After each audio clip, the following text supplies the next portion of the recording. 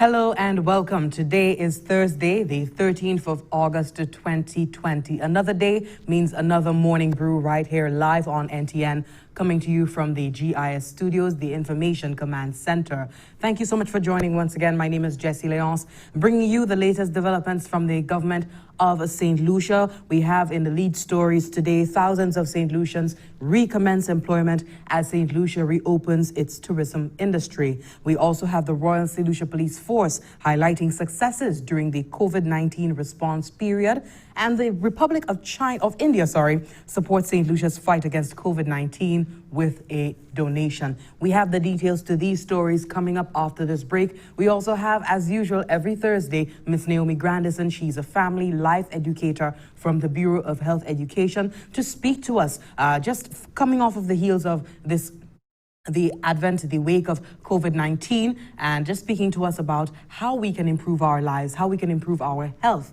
going forward. So that is coming up as well. We do hope you stay tuned. It's going to be a wonderful morning, a wonderful program, another wonderful day. Stay with us.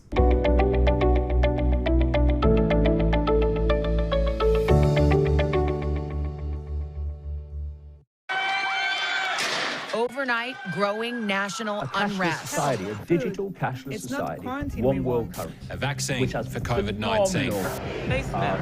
Droplets irrigation virus. Macy's iconic flagship.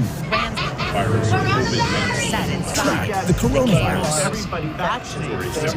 On the corona pandemic. The opposition stay the lockdown. An infected Conspiracy theories about the coronavirus. bizarre claims. Truth about the origin of COVID-19 hidden from the rest of the world. And the Chinese.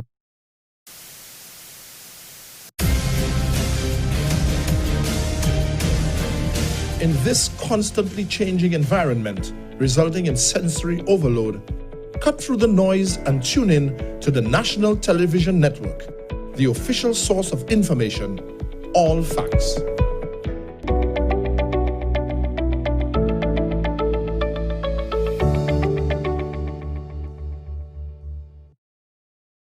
Thank you so much for staying tuned. This is the Morning Brew, the NTN Morning Update, coming to you live from the GIS studios, bringing you the latest developments from the government of St. Lucia. We also have, in addition to the news this morning, a special interview, as usual, every Thursday with Naomi Grandison, a family life educator from the Bureau of Health Education, coming to speak to us on ways we can improve our health at this time. Back to news. The economic impact of the reopening of St. Lucia's tourism industry continues to grow. To date, St. Lucia has welcomed some 3,254 visitors and 755 returning nationals. The permanent secretary in the Ministry of Tourism said that a number of properties on the island have reopened and thousands of St. Lucians have recommenced employment. The disclosure was made on Tuesday, 11th August, during the COVID-19 National Response Update to the nation. Take a listen. St. Lucia, as of the 9th of July 2020, began receiving commercial flights. To accommodate the influx of visitors, a number of properties on island have been COVID-19 certified and reopened, including Sandals Grand St. Lucian, Ladera, Sugar Beach, a Viceroy Resort, Stonefield Villa Resort, Bay Gardens Beach Resort and Spa, Jade Mountain and Chasney, Windjammer Landing Villa Beach Resort, Marigot Bay Resort Spa and Marina, Serenity at Coconut Bay, Tet Rouge Resort, Kai Blanc Villa and Hotel, and Cap Mizor. Permanent Secretary in the Ministry of Tourism, Donalyn Vitae, indicated that the impact on the economy has been far-reaching. In employment, just under 1,500 individuals have resumed employment at the hotels, and individuals remain employed at the quarantine centers. The Permanent Secretary indicated that a total of 500 taxi drivers has been COVID-19 certified and are currently in operation, as well as 56 boat operators. Thursday, Friday this week, the ministry will be distributing the COVID-certified decals for the other tourism taxi, those with the H plates, as well as some of them from the top companies and the DMCs. So we'll have the resumption of an additional adding to about 1,500 persons within the tourism transportation sector would be certified and ready to work. In terms of the sites and attractions or the dive centers, for example, we have dive operators who would be resuming their service as of August 17th, which is Monday, and they would be counted in as well. So essentially, as we open up, we know we're doing it by baby steps, but by each step and each measure, and we continue adding services, the employment will continue to mushroom. The Bubblecation campaign also allows for increased employment in the tourism industry. The campaign was launched with the view of allowing individuals from countries within the designated travel bubble to visit St. Lucia without having to undergo the 14-day quarantine period upon the presentation of a negative PCR test conducted within 7 days of travel. As of the 7th of August 2020, bubble countries include Antigua and Barbuda, Aruba, Anguilla, Barbados, Bermuda, Bonaire, British Virgin Islands, Curacao, Dominica, Grenada, Guyana, Montserrat, St. Barthélemy, St. Kitts and Nevis, St. Vincent and the Grenadines, and Trinidad and Tobago. While Bermuda has not been removed from the bubble, anyone traveling from Bermuda via an international jurisdiction will be treated as an international traveler. The Permanent Secretary noted that it is important that there is equal opportunity for all subsectors of the tourism industry to benefit, and the introduction of the Bubblecation campaign allows just that. While we have visitors coming from high-risk countries who are going into COVID-certified properties, we also have Bubblecation, where visitors from the Caribbean could go to the alternative accommodation providers, which is really what St. Lucians regard as the Airbnbs, if I borrow the brand of the company. We want to ensure that there's some level of equity and distribution, and so we have assigned the visitation from the Caribbean bubble to these accommodation providers, while we have allowed the high-risk visitors to go into the COVID-certified properties where the protocols are very rigorous and will be able to deal with any of the risk that presents itself. Phase 1 of the reopening of St. Lucia's tourism industry is still being considered a risky phase, and as such has been extended to September 30, 2020. From the Government Information Service, I am Janelle Norville. Thank you, Janelle, for that report. A little over 1,400 St. Lucians being able to return to work within the tourism industry. And in addition, you have dayboat operators, taxi drivers, all returning to work.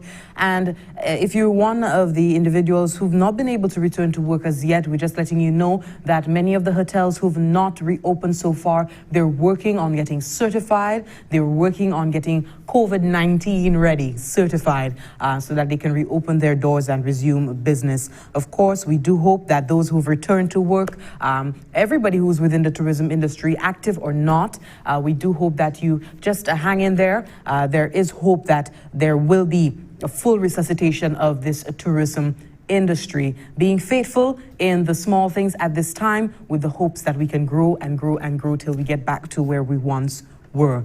Continuing with the news this morning, St. Lucia has increased its COVID-19 testing capacity, and this is according to health officials, stating that it is necessary as St. Lucians seek to adjust to the new normal and pushes on with the phased reopening of all sectors, including the tourism sector.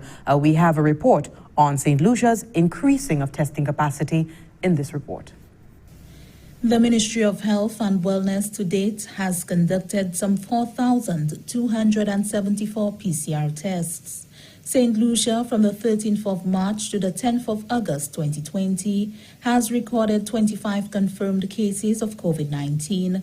Individuals testing positive for COVID-19 range in age from 18 to 86 years. 16 of the 25 confirmed cases were imported. None of the COVID-19 patients have needed to be placed on a ventilator, and St. Lucia has recorded no COVID-19 related deaths to date. Medical Officer of Health in the Ministry of Health and Wellness, Dr. Glensford Joseph, indicated that St. Lucia has increased its testing capacity drastically.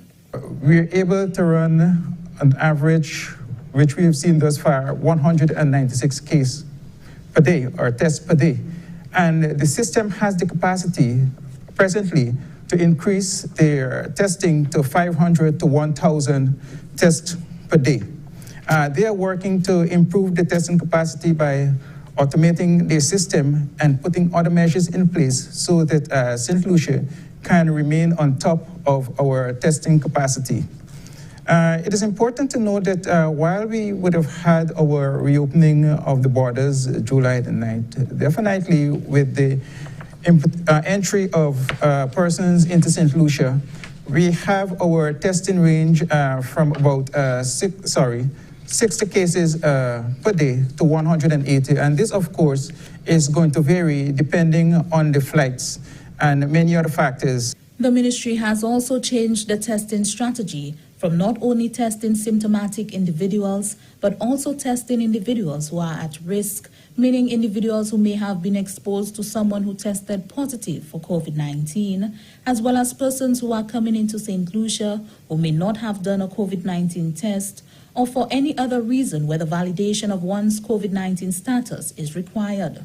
The medical officer of health indicated that with the commencement of the 5th phase of the country's reopening and the reintroduction of flights to St. Lucia, the risk associated with COVID-19 and its spread has increased. Consequently, the ministry continues to monitor the situation and institute measures accordingly to ensure the protection of all St. Lucians. At the Uranora International Airport, we would have had established the tent where persons are screened and vetted to ensure that the risk of persons coming to St. Lucia is being managed effectively. At that point, we look at they have screening questions to go through, we review their test, and also based on the screening process, they're given band or color-coded bands that would allow us to determine whether this person has been qualified for home quarantine, government-run facility, whether they're going into a hotel that is a pre-approved hotel. A proposal has been placed before Cabinet requesting that as of September 1, 2020, the occupant bears the cost of quarantine. The associated cost is still being discussed and will be communicated at a later date. From the Government Information Service, I am Janelle Norville. Thank you, Janelle, for that report. And as she rightly mentioned, we are now COVID-free in terms of recorded cases.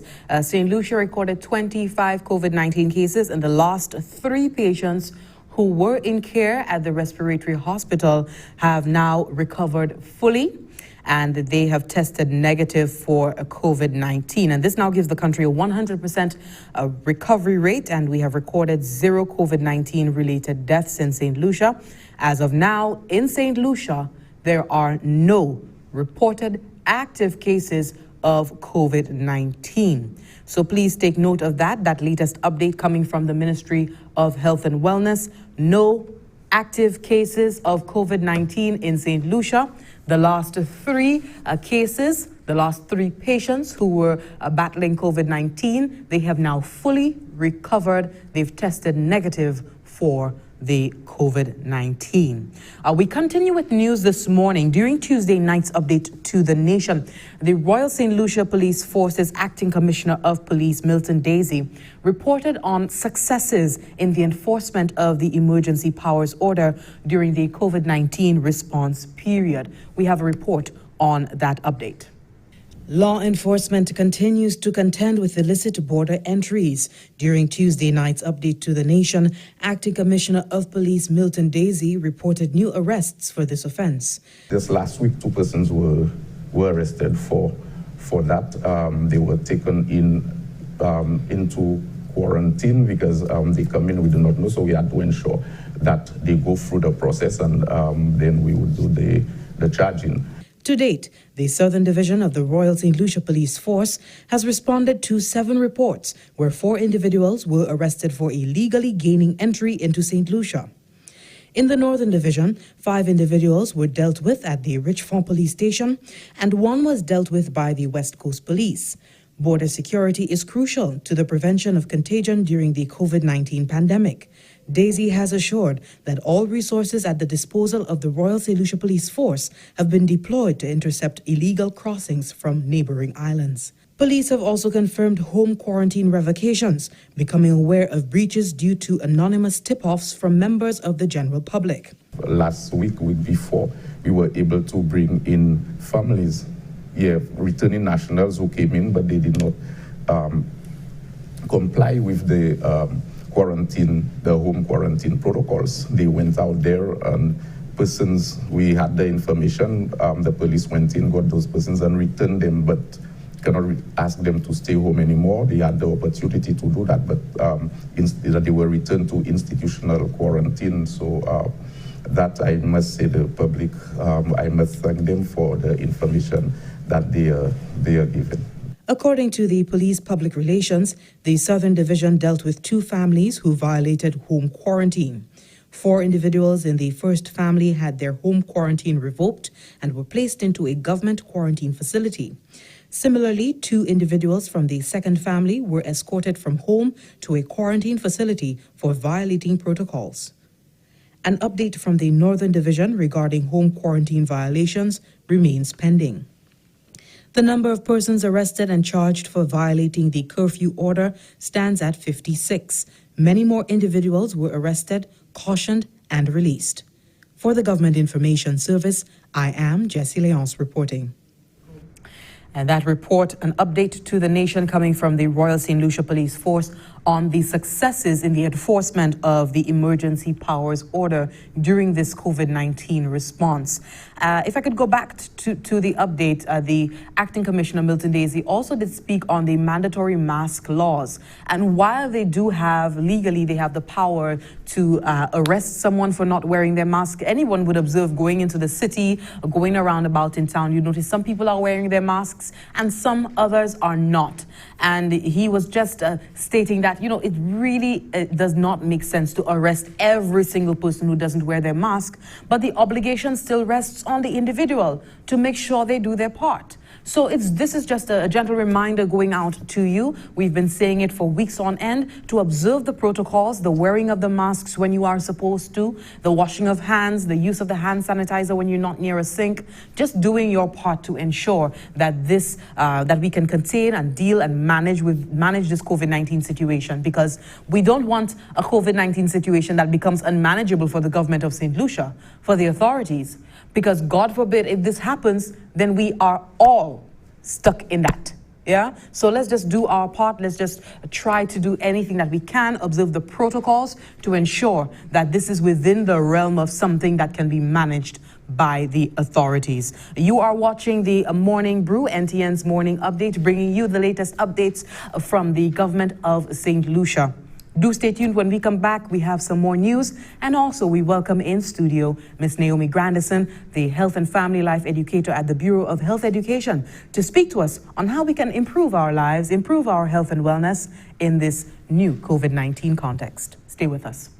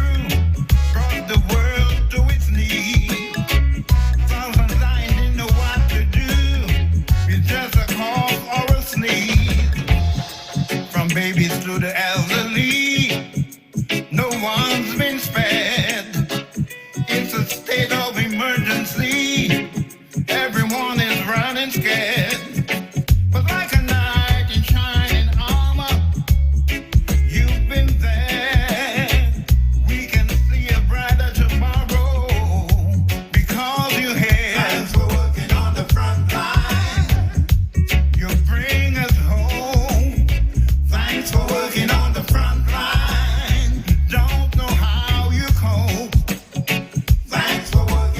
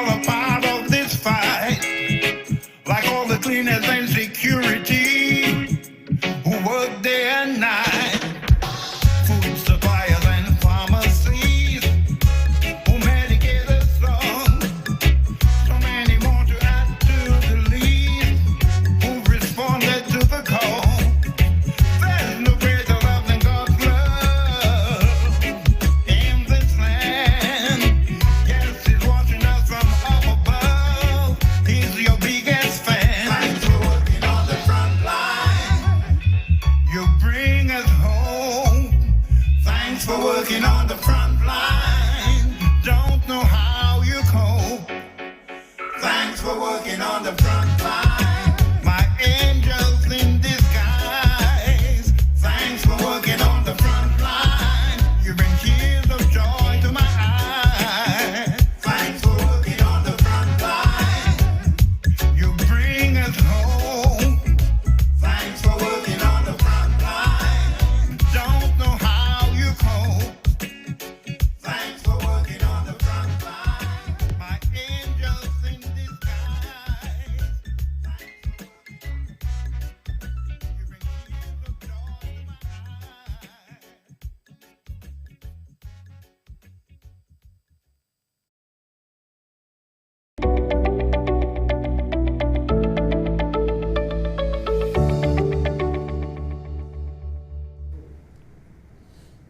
Thank you for staying with us. This is the Morning Brew, and St. Lucia is back at a 100% recovery rate for COVID-19. We have no active cases of the coronavirus here on island. No confirmed active cases, that is. At this point, I just want to read out a press release in the continuation of our news updates to you. Ensuring equitable access to vaccines, treatment, and tests to all in the Caribbean and Latin America through international and regional collaboration is the only solution to ending the COVID-19 pandemic. So says UK and Mexico foreign secretaries, who expressed this view during a joint virtual seminar held under the theme Accelerating Access to COVID-19 Vaccines in Latin America and the Caribbean. They were joined by senior policymakers and scientists from across the region. The event was co-hosted by the UK and Mexico on the 5th of August and highlighted the importance of the Access to COVID-19 Tools Accelerator to ensure global access to vaccines, treatments, and tests to face COVID-19. Caribbean and Latin American countries were represented by government officials as well as representatives from development banks and health alliances who highlighted the need for collaboration between governments, international institutions, and businesses.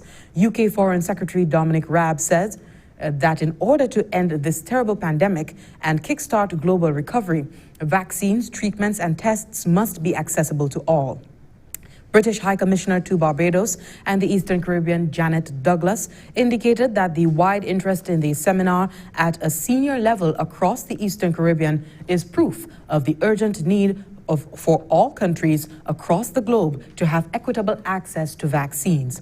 Finding a coronavirus vaccine and supporting equitable access to it for Latin America and Caribbean countries is a priority for the UK government. The UK is collaborating with the international community to support the rapid development and manufacturing of safe and effective vaccines, as well as treatments and tests to ensure widespread global access. The UK has already committed some £313 million of UK aid to support research and development for vaccines, treatments, and tests to ensure new tools are available to all, including the world's poorest countries. The UK also co-hosted June's Global Vaccine Summit, which mobilized US $8.8 billion to replenish Gavi, the vaccine alliance. A study has revealed that there are promising results from Oxford University's vaccine phase 1 and phase 2 trials, one of a number of projects supported by the UK government.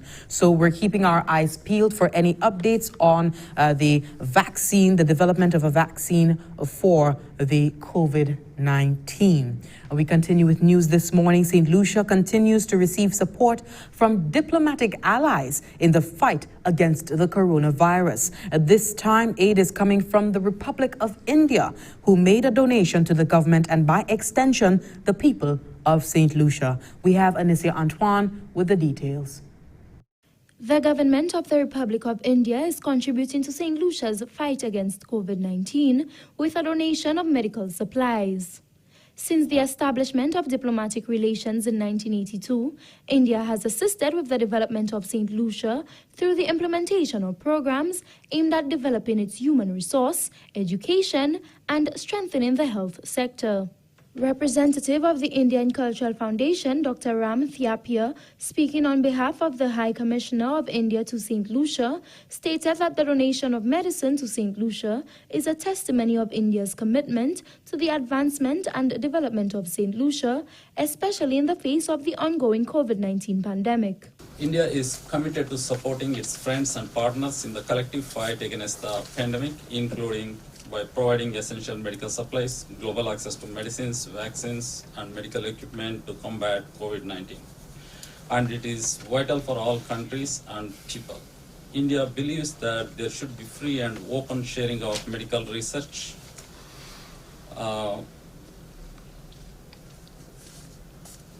and drugs and vaccines. In tune with this spirit, India has responded positively to the worldwide demand of essential medicines for almost 150 countries. Basically, it has become a pharmacy of the world as of today. Deputy Permanent Secretary in the Ministry of Health and Wellness, Jenny Daniel, expressed gratitude to the government of the Republic of India on behalf of the people of St. Lucia. The Ministry of Health and Wellness extends its thanks to the government of the Republic of India for its generosity displayed here today through the kind donation of medicines as well as other PPEs. And we wish to assure you that this donation of medication and PPEs will go a long way towards our response to the COVID-19 threat in St. Lucia. We at the Ministry of Health cannot emphasize any further the importance of preventative measures as it pertains to COVID-19.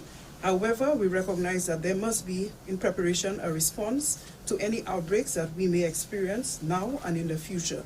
Therefore, we are very much appreciative of any effort by any of our global partners to assist us in this fight and response, and we look forward towards our continued cooperation as we share experiences and we share guidance and obtain lessons learned with our global partners. The handing-over ceremony for the donation of medical supplies took place on Wednesday, August 12, 2020, at the Ministry of External Affairs. From the Government Information Service, I am Anicia Antoine reporting. Thanks for that report, Anicia Antoine, on this donation from the Republic of India. We are due for another break. When we come back, we already have seated in studio Miss Naomi Grandison with our usual Thursday sit-in. She is the Family Life Educator at the Bureau of Health Education, speaking to us on how we can improve our health, how we can improve our lifestyle in wake of COVID-19. So stay tuned for that, coming up after this break.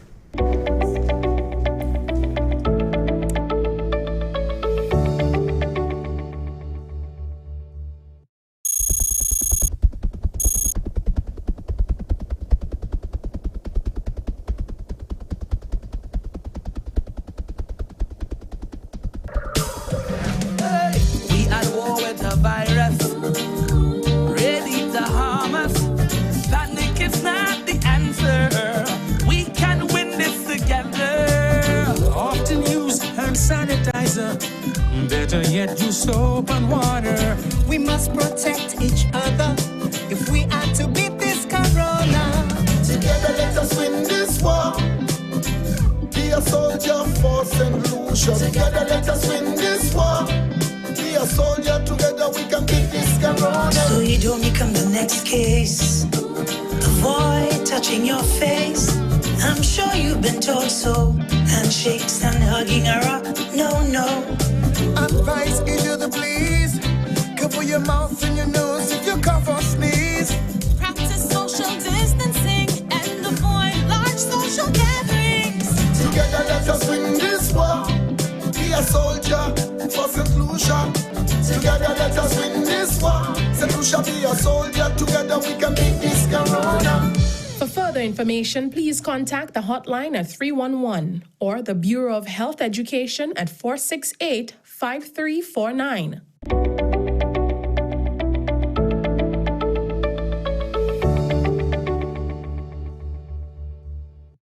Thank you so much for staying tuned. This is the Morning Brew, and as I mentioned earlier, a special welcome to Miss Naomi Grandison for being here once again with us, always keeping us informed, giving us tips that we can use in our everyday lives. And this week, you're here to speak to us about something more specific, and that is home quarantine. Yes. The do's and don'ts of home quarantine. First of all, I'll just allow you to just give your opening remarks for this morning before we get into the meat of things. I just want to say hello to everyone. Thanks for tuning in. I'm excited as usual to be here with Jesse.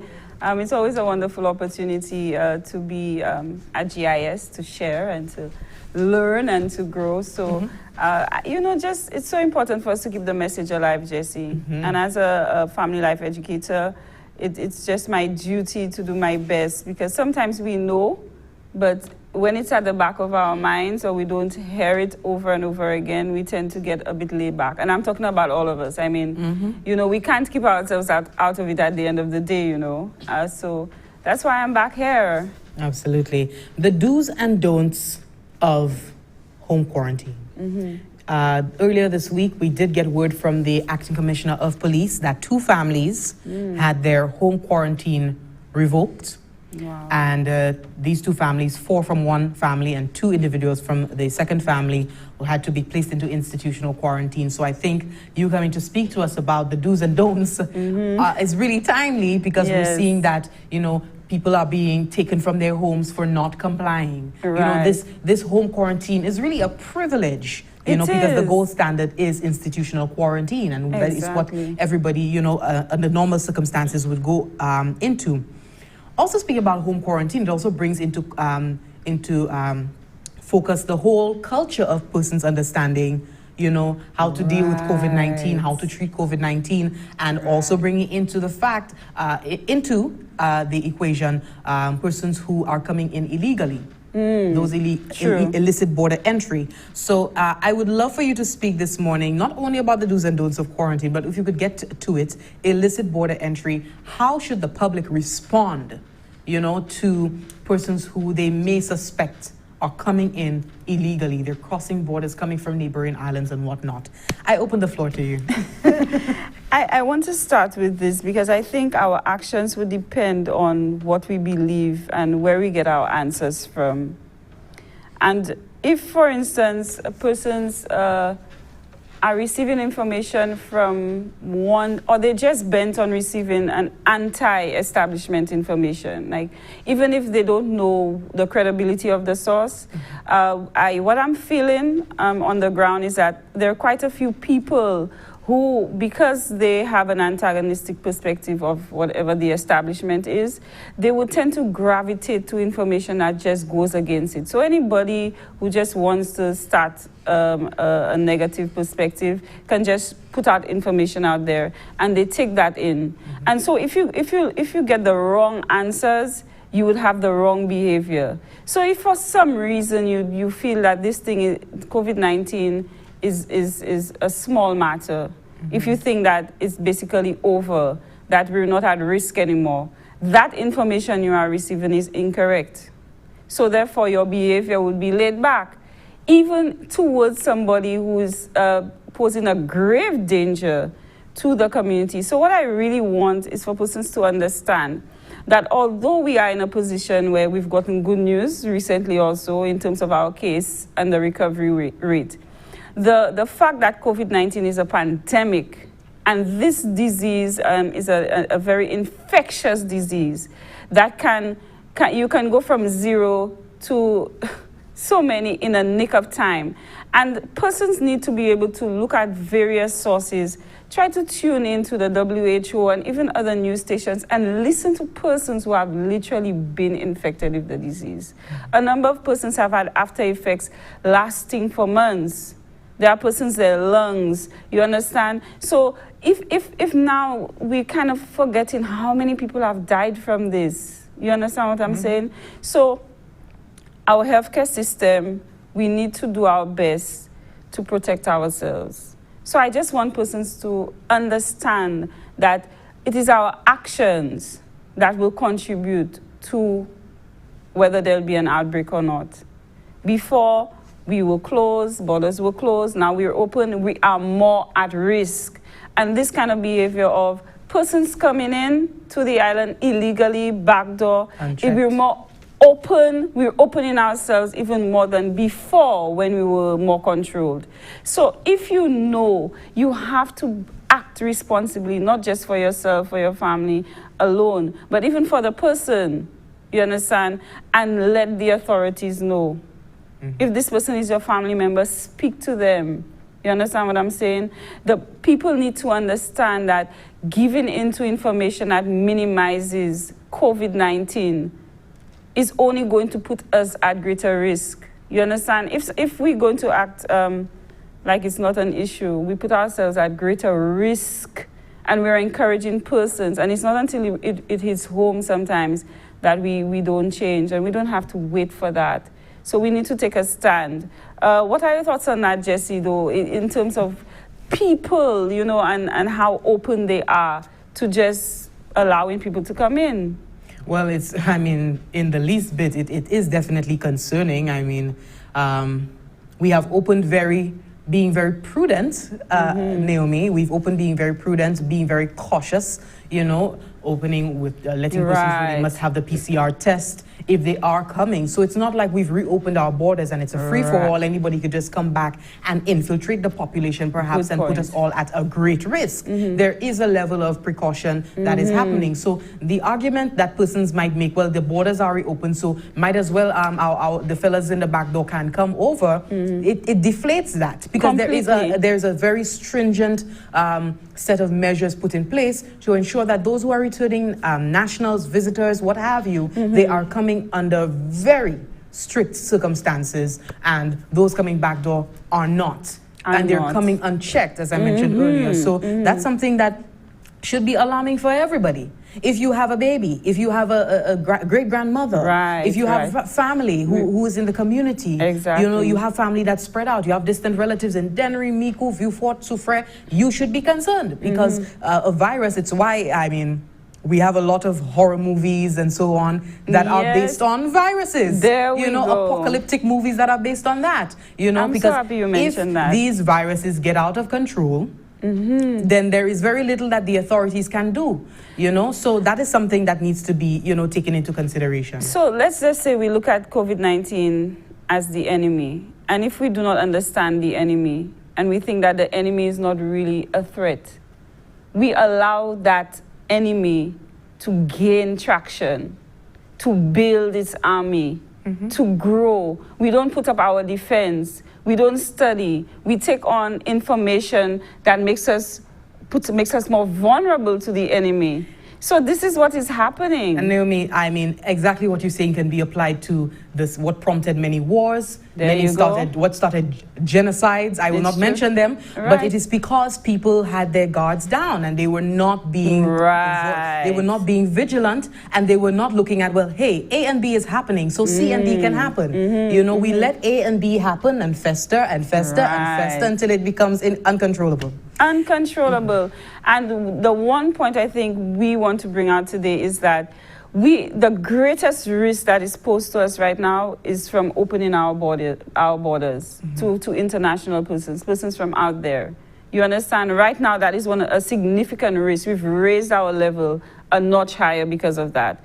So when we allow this backdoor thing to happen, we're actually feeding something that is so negative and concerning. So that is the first thing. People have this issue with quarantine being a prison. We're trying to control people, or there's a form of control. I think people in general have this issue with you telling them what to do. Yeah, and I get that. And institutionalization, I venture to say. I mean, I get that. And I think we have to understand that human beings generally have that desire to have a sense of freedom and a sort of like be part of the decision-making process of where they go and what they do and whatever. But we do live in a society where there are rules and restrictions and regulations. And hopefully we can look to see the greater good of that. That if you are going to, for instance, get into a sexual act with somebody and you decide to put on a condom, is that a form of restriction? You understand? I mean, it might seem a little far-fetched. No, you're right on points. If you go to a place and you have your hand sanitizer with you everywhere, you carry your mask with you anywhere, even if it's uncomfortable, is that a form of imprisonment for you? If you're feeling unwell and you don't go to work today because you have symptoms, respiratory symptoms, are you putting yourself in a prison or are you protecting yourself? So this is a question we have to ask.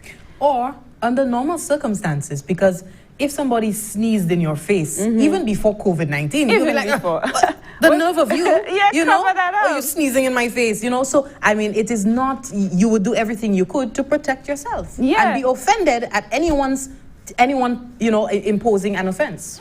I think it goes into my whole thing of self-love and love for others and courage. They're all tied together, because sometimes the people that we care about the most is the persons that it's hardest to express a sort of like a thought of being against what they're doing. So we need to really dig deep as to being courageous and communicating this is not right. Or please suggest a better way for our family, our friends, and our loved ones to do stuff.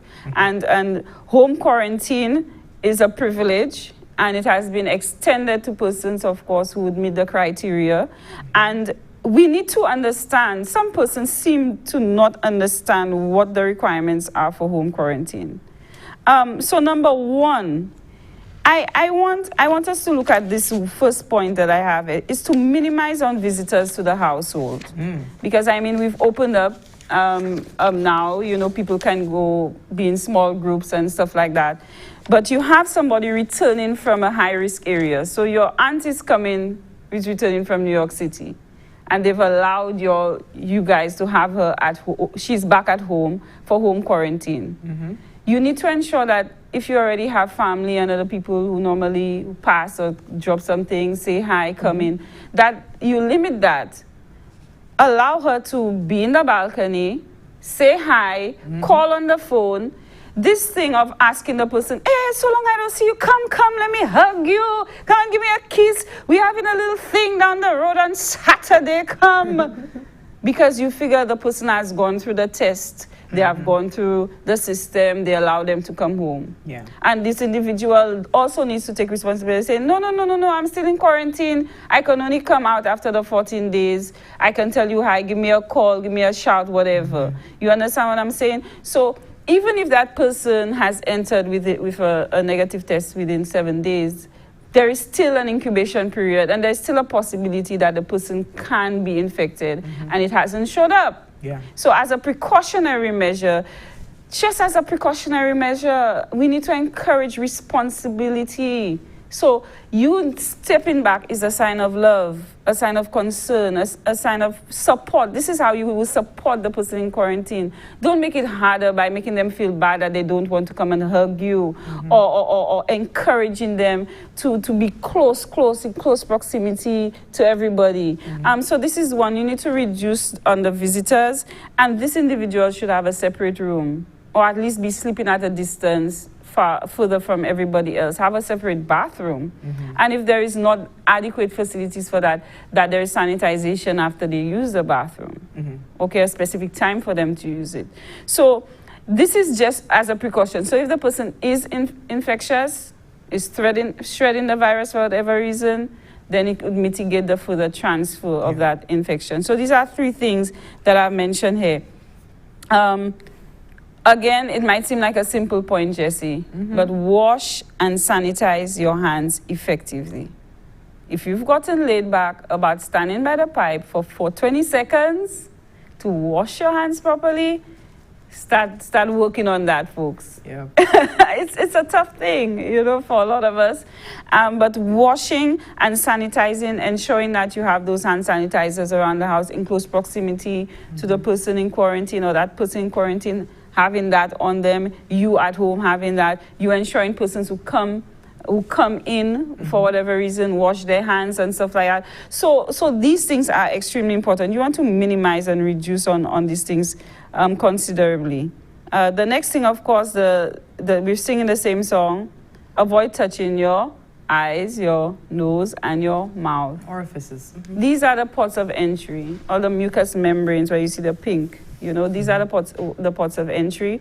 So if we can avoid touching those areas and maintaining clean hands as much as possible within the household, that will be a significant help. And it is a strict requirement for home quarantine. Monitor temperature twice daily. These guidelines I got from the WHO, which is the World Health Organization website. And monitoring your temperature, understanding that process, or being in touch with the healthcare professionals as the information you are given. Understand where your respiratory clinics are, yes. You know, so that if you do start to get symptoms, immediately you need to call and organize for you to go in. You understand what I'm saying? So you need to have these numbers available. You need to understand temperature, taking your temperature, and monitoring your temperature twice a day. And some people will say, well, I don't have a thermometer. How do I check my temperature? And if I could just add, thermometers are very affordable. You have the small thermometers. They're about $9 at some of our pharmacies and so on. So I could just adding to that. I'm happy that you added to that. So it's there, and we have the healthcare professionals who, before you go into home quarantine, will give you sufficient guidance, and they will give support where it is not possible on your end. I think we need to take responsibility and do our best. There is so much information on the World Wide Web from credible sites. There are so many stores that sell these things down here. And in as much as we can, we need to do what we can with what we have. It is very affordable. I myself got one at MNC. It's quite affordable. And most persons who have children would have their own thermometers. The oral thermometer, rectal. The rectal and so on. So that can be utilized. Another thing persons might not know is that the individual who is in home quarantine, so that returning person from the States who is a family member, they would need to have their own dishes, their own dishes assigned to them. So they're the cup, the spoon, the fork, the knife, the plate. Try to have them using a consistent set of dishes and hygiene products and bedding. Okay. Yeah. And the whole idea of home quarantine, there would be initially persons would be concerned. We did talk about, I remember you and I and Cokes were talking about this whole thing about,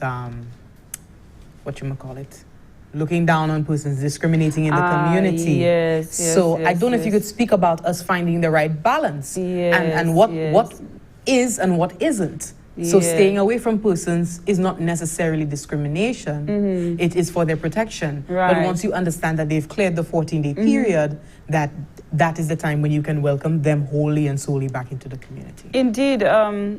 The protocols are just for specific infection control purposes.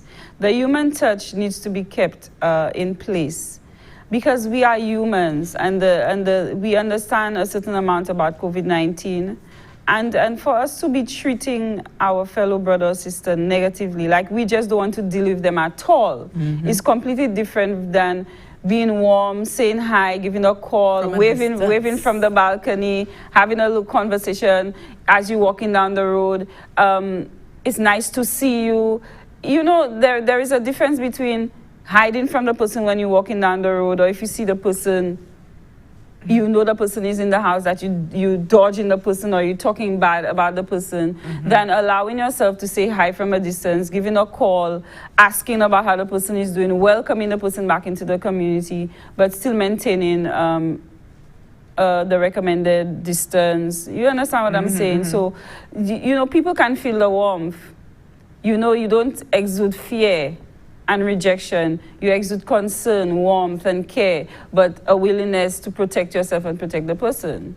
I hope I explained that adequately for some persons to Definitely. get that. And also, the Acting Commissioner of Police did indicate that, I mean, based on the revocation of the home quarantining for the two families, he did commend persons calling and giving anonymous tips and what have you. So we do have sections of the public who are very alert in their community, very aware of what's going on, very aware of who is in the community on home quarantine. And if there's any infraction or breach of what they're supposed to do, they are telling.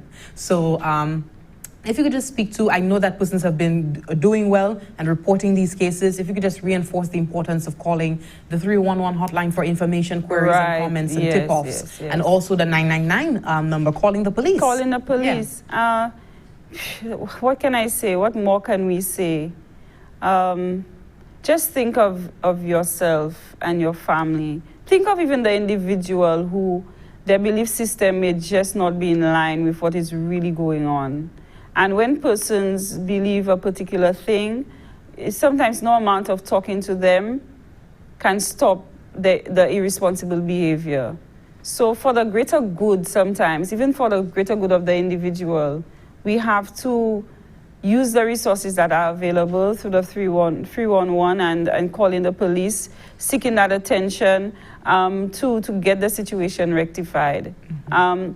Always know that you should be doing it out of concern and love and not to punish in any way. Vindictive. Yeah, not anything vindictive, but you're doing it. And I really want to applaud those who have had the courage to do so and to do it so that this could have mitigated something greater, something significant. We're not judging the person. I think I want to just separate that. It is what the person could be harboring that we are taking action against. It's not personal. It's not personal. It is not personal. The virus is not personal either. The virus doesn't say, I like Jane, I'll attack Jane. I like these types of people, so I'll attack these types of people. The virus is no respecter of persons. And so then if you take a stand against a particular behavior, this is what you're taking a stand against, the behavior, and to prevent the potential of infecting the country, your nation, your family, and so on. So, take a stand and do what you have to do. Do what you have to do, because as Jesse has said, I've seen recently some horror movies centered around a virus spreading. And recently there was one I came across in the trailer that shows that everybody was wiped out in the area, except for those who were able to. They had this secret bunker. I mean, it might sound far-fetched. They had this secret place where it was contained and everything, and they were able to survive. This is not to instill fear, but it is to help us to take into consideration that we are lucky, we are blessed that we understand the mode of transmission of COVID-19. We understand the steps that we can take to reduce the likelihood. There's never 100 complete %. There are specific actions that would be stronger against the enemy so that we can defeat it. So then stand up, make that call, know the number, share it with your children, put it on your fridge, do what you have to do. Because it's either you or, I don't know how to put it that way, but God forbid. It's out to kill. It can infect almost anybody. And not because we're doing so well in 100% that we could just get laid back. It's not only about dying, it's about the after effects too that could be a potential threat. To our livelihoods. To our livelihoods. To our lives and our livelihoods. Oh, I'm happy you said livelihoods, because if we were to have an outbreak, think of the economic impact it will have on our country, because we now have to go a step back in our opening phase. But we may have to shut down. But look at what these 2-3 months were. And I mean, if you can apply these 2-3 months of thousands of layoffs, persons not being able to ply their trade and what have you, apply that to perhaps 7 months, 8 months, a year, Right. I mean, I dare say that some of the economic damage might be irreparable, but God forbid, we're all keeping our fingers crossed that we continue to be favored in this situation, that we continue to not have, that many cases as compared to other countries, and having even cases where persons succumb. This virus is also attacking our economics, our economy and our pockets, our mental health. So when you make that call, or you plant a seed to change the perspective of somebody who's not behaving the right way, you are actually mitigating a potential mental health crisis, a potential economic crisis, and not just a potential infection control crisis, because it's like a domino effect. So we need to really, especially with the home quarantine, which is becoming a huge problem, and persons coming back door, we need to take a stand. We need to take a stand. People need to understand that not because somebody is asymptomatic and had recently had a COVID-19 test, that they're okay. They need to go through that 14-day period so we can be more certain that they're all right. Less infection. Thank you very much, Naomi Grandison, family life educator, giving us a sobering reminder on the do's and don'ts of home quarantine, and also, some of the effects of, not reporting and cases of illicit border entry into our country. Any final words? Yes, I do have some final words. I got this quote online that reads, "Freedom is not only a gift, but a summons to personal responsibility." We cannot really say that we are free or just because we feel we should be out there doing what we want and not be in home quarantine. We can't call that freedom. We can call freedom acting in a responsible manner to preserve ourselves, being responsible enough to do what is uncomfortable in the moment. So I just want to encourage persons to continue to be vigilant, to be supportive and loving, to take the necessary precaution, the social distancing, the wearing of the mask, the washing and the sanitizing, covering up appropriately the cough and the sneeze, monitoring for the symptoms, understanding, taking your temperature above 38 degrees Celsius, noting that it's significant. So please remain vigilant, folks. For us to continue to grow economically and for the betterment of our mental health and our health, let's continue to be very vigilant as the borders are open to home quarantine and to persons coming in through the back door. We need to protect ourselves. We've done fairly okay so far. Let's not turn it around. Thank you very much for that word. Naomi Grandison, family life educator from the Bureau of Health Education. Thanks again every week for coming through and letting us know what's what.